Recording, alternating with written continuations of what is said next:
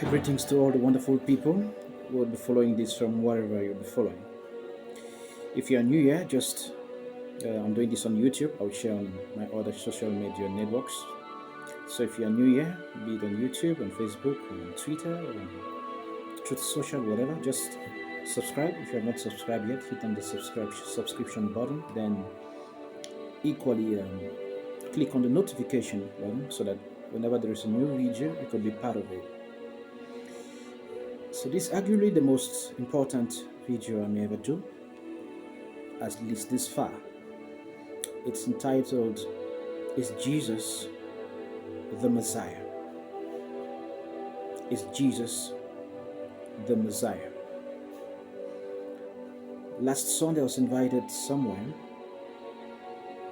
by a very religious friend, and he had a gathering of about 75 people, I guess, about that.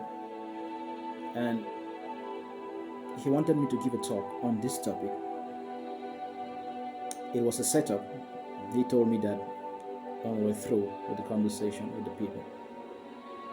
But I was glad that at the end of it, my talk was met with a lot of silence. Silence speaks a lot. Silence speaks volumes. Silence is synonymous to a time of deep reflection. At the beginning, it was hostile. About 5 people even left the room. So, is Jesus the Messiah?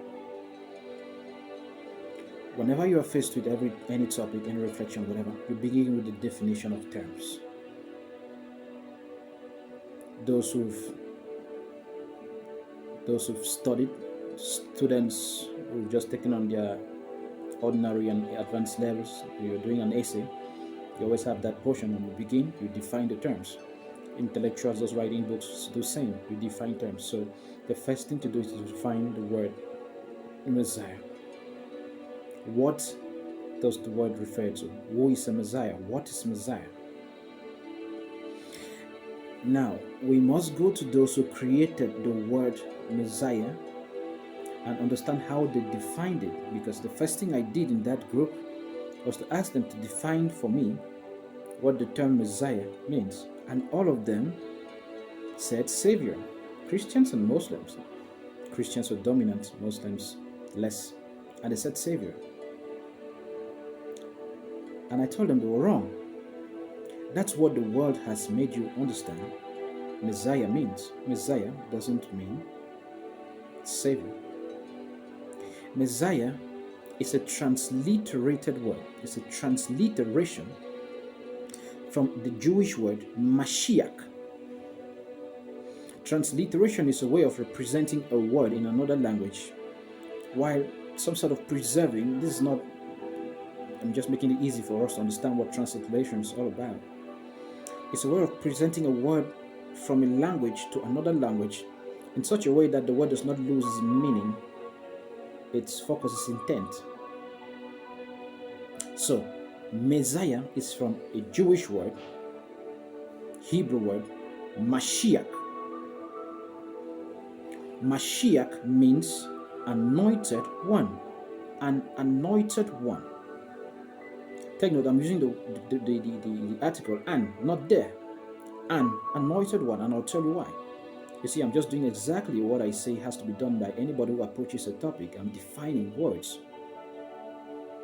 So, Mashiach is translated into English Messiah, and Mashiach in Hebrew means an anointed person. Interestingly, the world is upside down, and Christians and Muslims and Buddhists, everybody has to understand that Mashiach rather means Savior. No. An anointed person is a Mashiach, a Messiah. And I asked the religious brother who was there if I was wrong, and he said, no, I'm correct. So that was a good starting point. So once you get the truth from the beginning, it's very easy for you to proceed with the conversation once you've defined the term. The New Testament Bible should not define the word Messiah. No. It's an Abrahamic religion, Christianity, like Islam. It's from Judaism. So it's Judaism that defines the term. They are the ones who created the term. So they define the term and we follow from them. So once you've had that, then that's fine. You can proceed.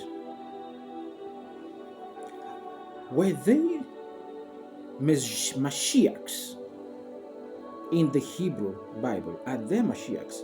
There are lots of Mashiachs in the Hebrew Bible. All kings were messiahs. All kings were messiahs. David was Messiah. Saul was Messiah. Solomon was Messiah. All of them are messiahs. All of them are anointed people. And it's a process whereby oil is poured on your head by be it a prophet, a messenger of God, or whatever. It's poured on your head and you're conferred that title of Mashiach. You have been anointed. So once we've understood what anointed one means, Mashiach, Messiah, then we can proceed. So is Jesus the Messiah? Now take note. Now we've changed the article. We are now on the article there and not the article a. That's where it becomes problematic. Now, why do Christians adopt the approach, Christians and Muslims, of the Messiah when they refer to Jesus the Christ? This is simply because in the Tanakh, that's the Jewish Bible, the Tanakh is the Jewish Bible. See, I'm defining the terms. What Christians have as Old Testament, but with some modifications. The Tanakh talks of a time where there will be a special Messiah, a special Mashiach, who would reign, would succeed David's throne, who would reign, during which period there will be universal peace on earth. There will be universal knowledge of the Hebrew God. All men shall turn to the Hebrew God. There will be no more wars, universal peace on earth, universal knowledge of God on earth. Under that special Mashiach, Messiah. So they claim, Christians and Muslims, that Jesus, the anointed one, Jesus the Messiah, Jesus the anointed one, is that special Messiah prophesied in the Tanakh, the Jewish Bible. Now, for that claim to be true, we have to understand what the Messianic age will be all about. As I just mentioned, during that epoch, when that particular individual will be reigning over planet Earth, there will be universal peace on earth. Is that the case now? You see, truth is consistent with reality. It is sunny, everybody sees the sun. It is sunny. It is rainy, everybody sees the rain. We feel it. It is hot, everybody feels it's hot. So truth is consistent with reality. Is there universal peace on earth now? No, nobody can say the contrary. Nations shall not lift up swords against nations during the period during which that particular Mashiach shall reign. If it's Jesus the Christ, why are nations continually lifting up swords against nations? There will be universal knowledge of the Hebrew God, and all men shall turn to the Hebrew God.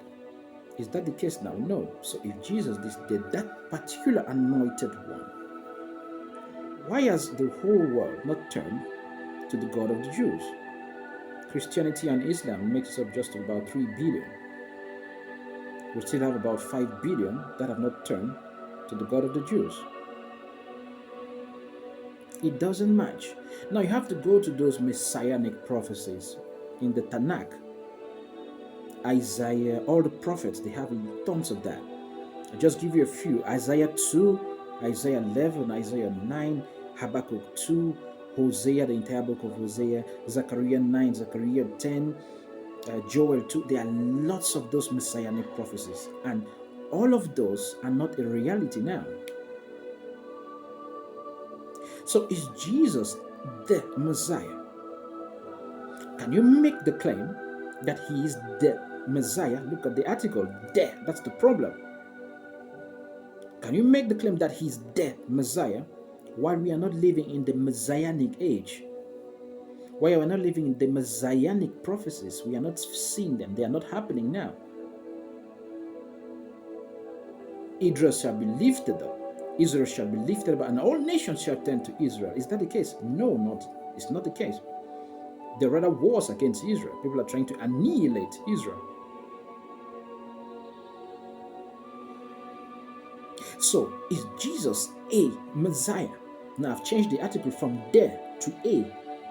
Without a doubt, the most special of all the anointed people, of all the enlightened people, the most special is Jesus the Christ. In the Quran, he's mentioned more times than even Muhammad, who is said to be, according to Islam, the final prophet.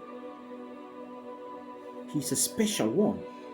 But is he there, that particular one that will come during an epoch in which there will be universal peace on earth, which we are not experiencing now? No, we are experiencing wars now.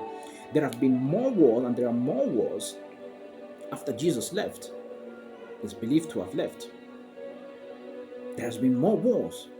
There is no universal knowledge of the Hebrew God, universal knowledge and acceptance of the Hebrew God. All nations have not turned to Israel. We are not living in the Messianic age, without an iota of doubt. Now, the Christian and the Muslim argument is that these things will be accomplished when Jesus returns. He's coming a second time. That's a topic for another day. Now, the easy question is this. If these things will be accomplished when he returns, why make him the Messiah now? The Messiah. I use the word there. Why make him that particular Messiah now, while those things have not been accomplished? That's intellectual, spiritual dishonesty. Why not let him accomplish those things first, before making him the Messiah? It's like awarding someone with the Nobel Peace Prize, as it was done to Barack Obama, before he accomplishes anything. That's intellectual dishonesty.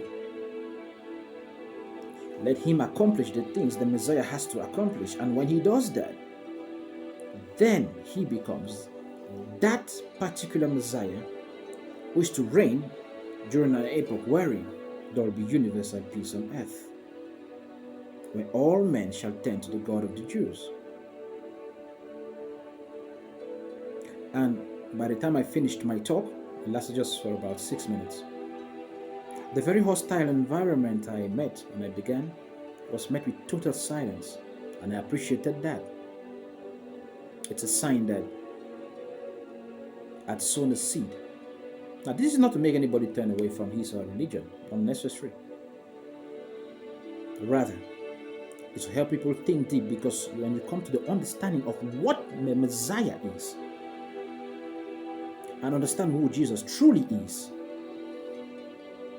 you'll find peace. And I hope people would find peace through this video. Thank you for watching, and please remember to click on the subscribe button, and if you find our content interesting, kindly share with people around you, people you may know.